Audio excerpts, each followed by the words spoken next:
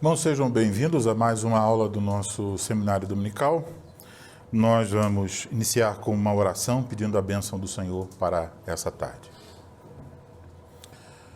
Ó Pai Celeste, Deus eterno, justo e santo, nós somos agradecidos pela oportunidade que o Senhor nos dá agora de estudarmos a Tua Palavra, especificamente sobre o governo da Tua Igreja por meio dos presbíteros.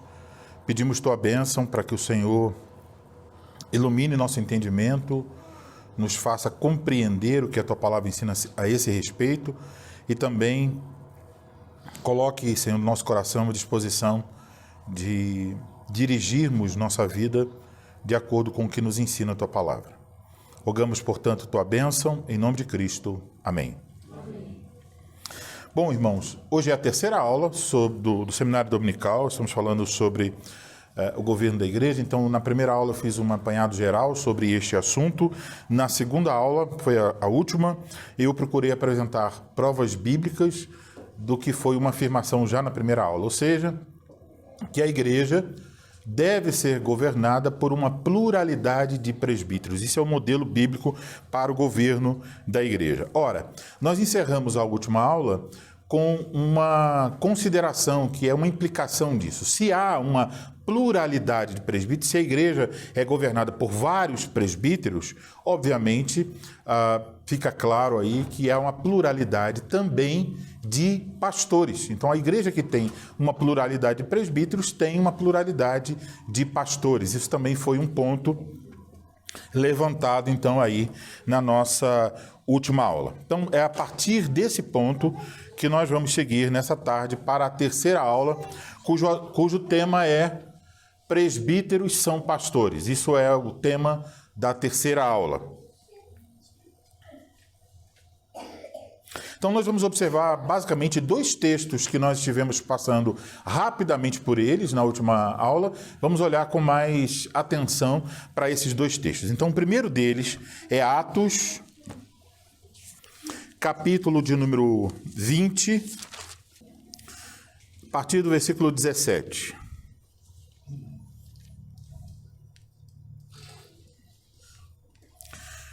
Atos 20, versículo 17. De Mileto mandou a Éfeso chamar os presbíteros da igreja.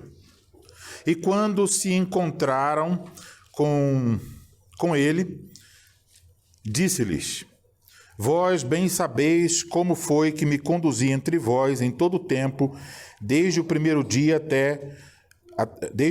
em que entrei na Ásia, servindo ao Senhor com toda a humildade, lágrimas e provações que pelas ciladas dos judeus me sobrevieram, jamais deixando de vos anunciar coisa alguma proveitosa e de vou-la ensinar publicamente e também de casa em casa, testificando tanto a judeus como a gregos o arrependimento para com Deus e a fé em nosso Senhor Jesus Cristo. E agora, constrangido em meu espírito, vou para Jerusalém, não sabendo o que ali me acontecerá, senão que o Espírito Santo, de cidade em cidade, me assegura que me esperam cadeias e tribulações. Porém, em nada considero a vida preciosa para mim mesmo, contanto que complete a minha carreira, o ministério que recebi do Senhor Jesus, para testemunhar o evangelho da graça de Deus. Agora, eu sei que todos vós, em cujo meio passei pregando o reino, não vereis mais o meu rosto.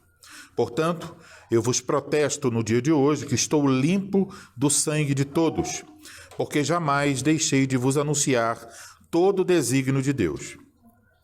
Atendei por vós e por todo o rebanho sobre o qual o Espírito Santo vos constituiu bispos para pastoreardes a igreja de Deus, a qual ele comprou com seu próprio sangue. Eu sei que depois da minha partida, entre vós penetrarão lobos vorazes, que não pouparão o rebanho. E que dentre vós mesmos se levantarão homens falando coisas pervertidas para arrastar os discípulos atrás deles. Portanto, vigiai, lembrando-vos de que por 3 anos, noite e dia, não cessei de admoestar com lágrimas a cada um. Agora, pois, encomendo-vos ao Senhor e à palavra da sua graça, que tem poder para vos edificar e dar herança entre todos os que são santificados. Até aí a nossa leitura. Então, essa passagem descreve um momento da viagem do apóstolo Paulo. Ele está indo para Jerusalém, ele sabe que o que lhe espera lá é a prisão, ele depois ia parar em Roma por causa do que aconteceria ali. E ele, então, deseja se despedir dos presbíteros da igreja em Éfeso. Como nós já observamos, primeira coisa a destacar é o fato de que, quando ele deseja falar com a liderança da igreja em Éfeso, essa é uma liderança plural, os presbíteros da igreja. Ele não fala com um, mas com os presbíteros da igreja em Éfeso.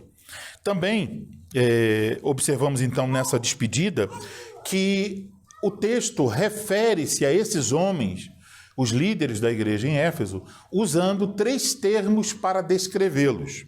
O primeiro está no versículo 17, quando eles são chamados de presbíteros, e os outros 2 estão no versículo 28.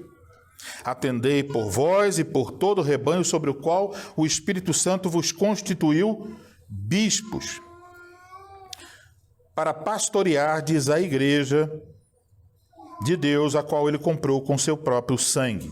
Então, temos aí a palavra presbíteros, a palavra bispos e a palavra pastores. Está implícito aqui no verbo pastorear. Então, o mesmo grupo, não são 3 coisas diferentes, mas o mesmo grupo de homens é designado como presbíteros, como bispos e também como pastores.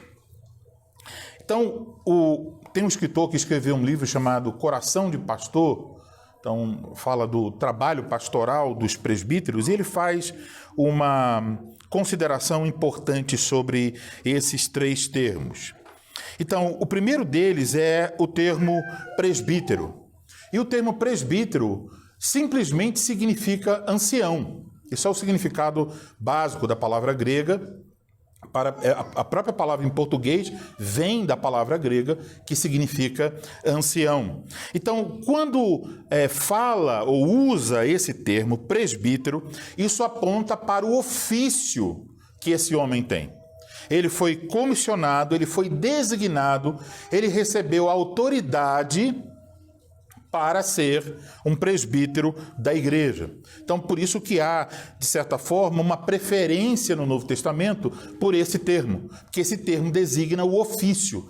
Quase, por exemplo, nós fizemos várias leituras em Atos dos Apóstolos e, basicamente, em todas elas, aparece o quê? Que por exemplo, Paulo e Barnabé foram até determinada igreja e promoveram a eleição de presbíteros. Então, porque a palavra presbítero designa o ofício. Então, esse termo presbítero, ancião, ele tem sua origem no Antigo Testamento, com os homens, né, mais velhos lá dirigindo a congregação, já oferecendo a Moisés a sabedoria quando ele precisava. Então, lemos sobre isso no Antigo Testamento, e durante toda a história do Antigo Testamento temos os anciãos. Então, o que esse termo aponta? Ele aponta não só para o ofício, mas ele aponta para uma informação importante a respeito de quem exerce esse ofício. Então, pensar em presbítero como ancião, antes de tudo, quer dizer que a pessoa que ocupa esse ofício tem que ser um homem maduro. Não está, a ênfase não está na idade. Por exemplo, ainda que de uma forma direta a Escritura não o faça, chamar Timóteo de presbítero, mas fica implícito, lendo as cartas pastorais, que era exatamente o que Timóteo era. E Timóteo era jovem. Então, ele, sendo jovem, estava servindo a igreja no ofício como presbítero da igreja, como alguém que estava ensinando o povo de Deus. Então, a ênfase do termo presbítero não está na idade desse homem, mas está, antes de tudo, no fato que ele deve ser um homem maduro. Então, quando nós pensamos em presbítero, imediatamente devemos lembrar que, para ocupar esse ofício, o Espírito Santo requer que esse homem possua certas qualificações. Então, como que nós podemos detectar ou analisar ou discernir a maturidade desse homem?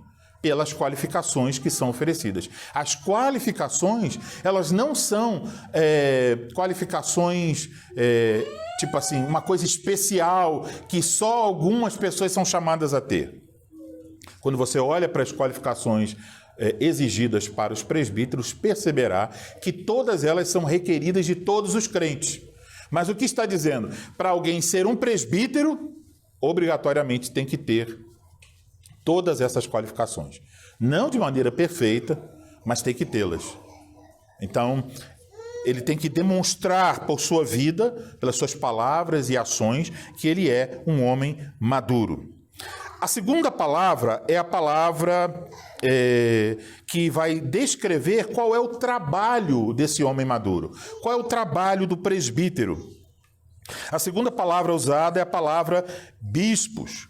Bispo, que aparece aqui no nosso texto, no versículo 28, quando diz que o Espírito Santo vos constituiu os presbíteros, o Espírito Santo vos constituiu como bispos. A palavra grega, episcopos, é a palavra que tem a junção, né, de dois termos.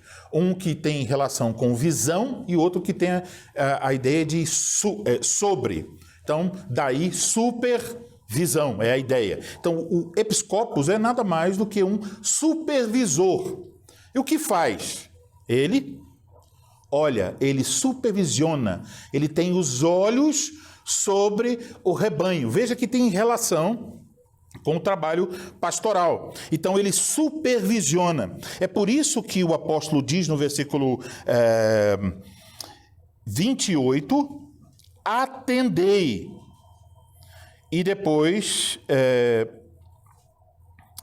ele vai dizer da necessidade deles protegerem o rebanho, estarem de olho nos lobos vorazes que atacam o rebanho. Então, o que se requer dos presbíteros é que eles cuidem do rebanho de Cristo com um tipo de supervisão, com uma vigilância atenta.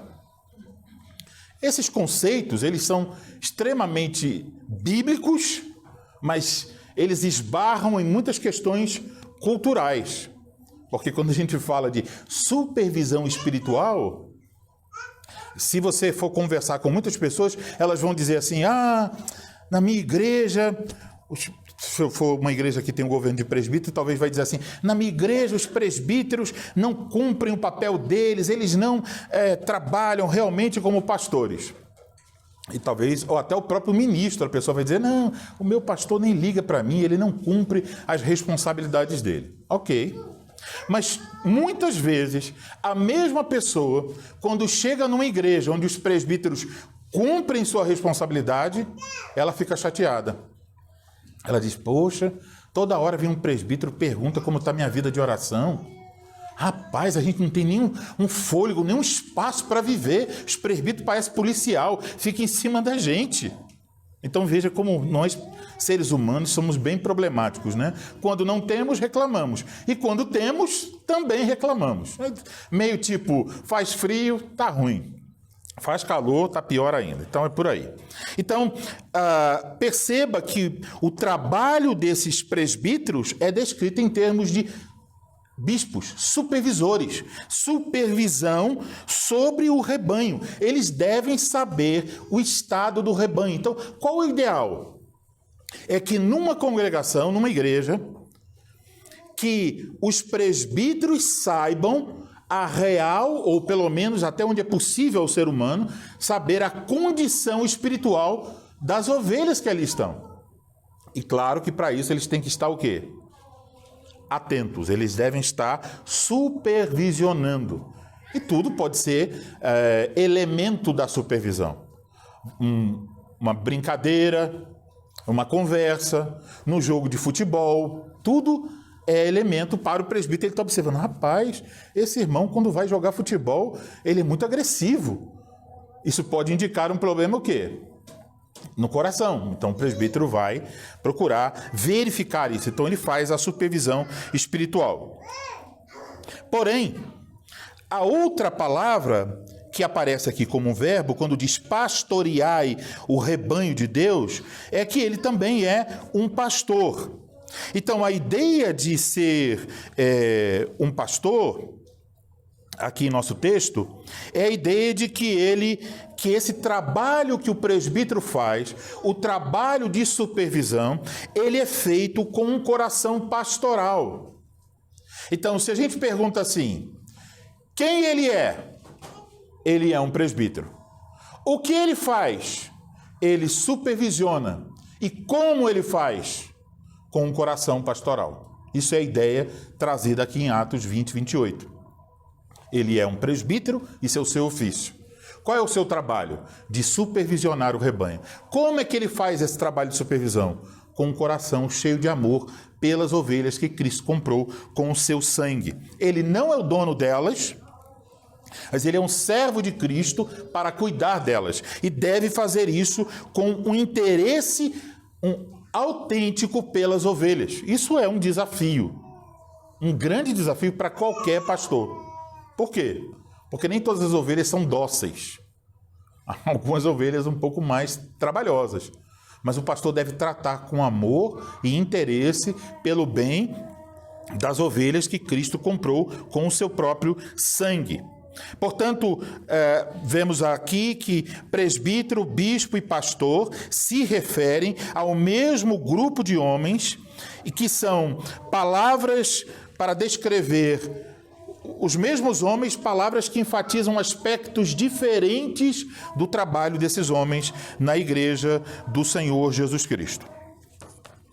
Agora vamos para 1 Pedro.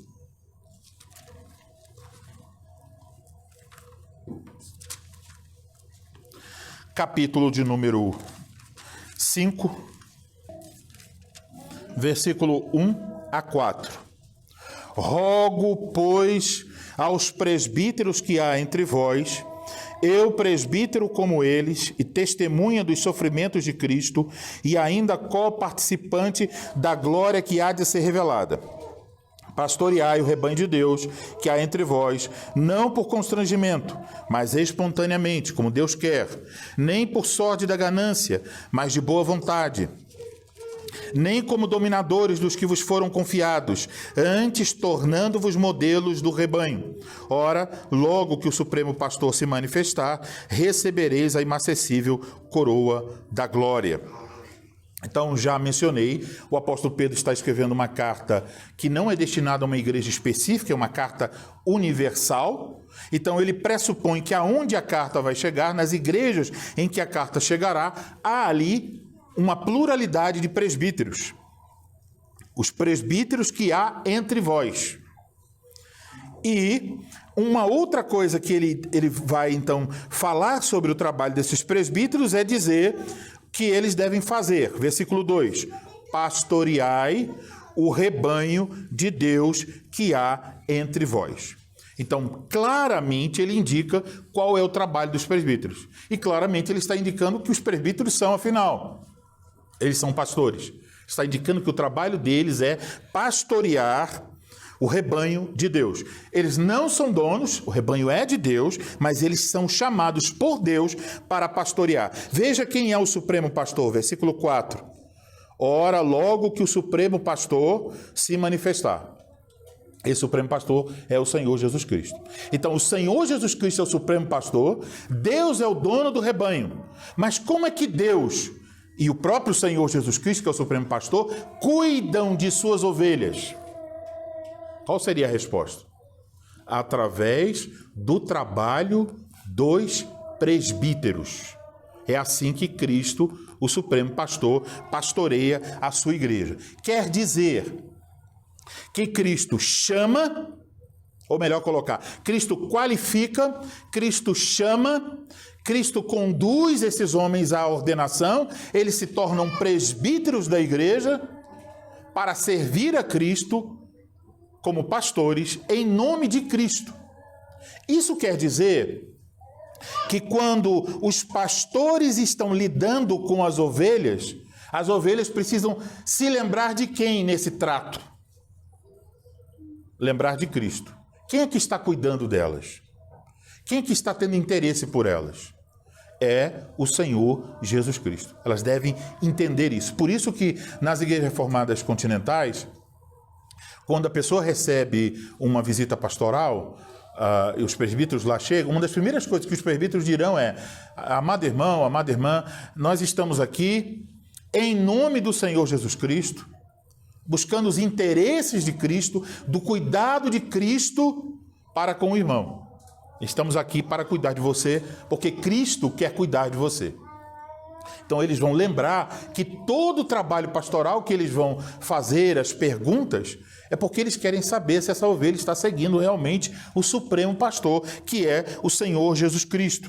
Então eles vão se apresentar dessa forma. Aqui no texto de 1 Pedro, diz claramente que alguém que vai servir como presbítero no pastoreio da igreja, há aqui três pares, né? Sempre o par tem uma coisa negativa e uma positiva, ou seja, não é assim que pastoreia, mas é assim. A primeira delas é que não devem pastorear por constrangimento. Isso quer dizer o quê? Que nenhum homem deve se tornar presbítero porque foi constrangido a ser um presbítero. Nós só temos 2, precisamos de mais um. Aí constrange o homem. Ele não quer, mas constrange. Não deve ser assim.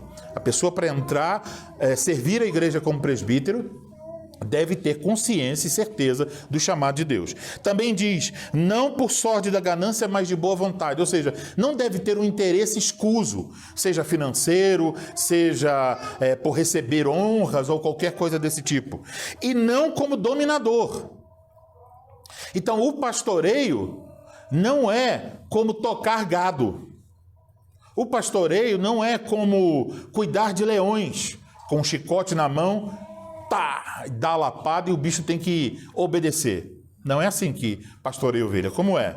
Aqui diz, não como dominadores, eles não são donos, mas servindo de quê? Modelos do rebanho. Então eles devem se mostrar como modelos de vida, de fé e de vida, e a congregação vê e diz, bom, meus pastores estão fazendo assim, estão me ensinando assim, estão também me pastoreando para que eu faça assim, isso está na Bíblia, esse caminho que eu vou seguir. Então não é como se fosse o dono daquela pessoa. Os pastores não são donos de ninguém, nem da sua própria vida eles são donos. Tá?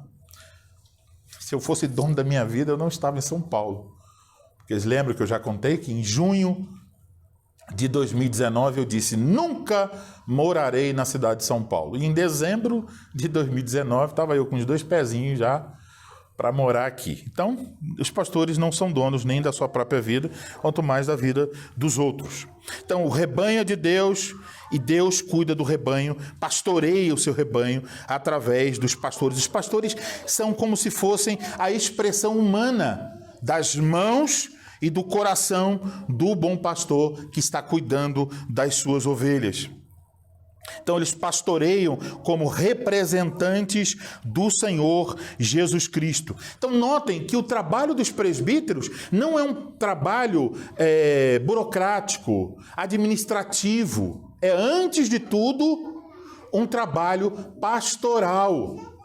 Em muitas igrejas, quando você vai perguntar qual é o trabalho dos presbíteros, aí vai dizer, é decidir qual é a melhor empresa para a segurança do prédio, qual é as cores do salão onde nós nos reunimos, decidir qual é o orçamento, um monte de coisas burocráticas. Não. O trabalho dos pastores é espiritual e é cuidar do rebanho. Portanto, eu faço uma pergunta aqui retórica, você responde aí. Se o trabalho é pastoral, qual é a ênfase desse trabalho? Um monte de reuniões ou contato com as pessoas? Se você falou a segunda opção, essa é a certa. Os presbíteros não são, eles precisam fazer reuniões, mas isso não é o foco do seu trabalho.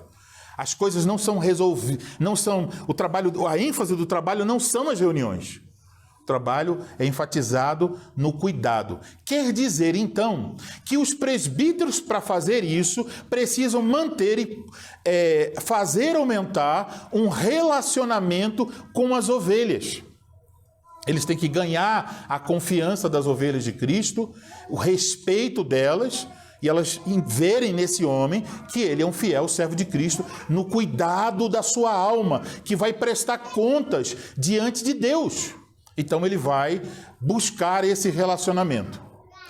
Por sua vez, em 1 Tessalonicenses 5, diz que os membros da igreja devem tratar aqueles que presidem sobre eles, quer dizer, os presbíteros, com máxima consideração e grande estima e amor. Então, qual é o ideal?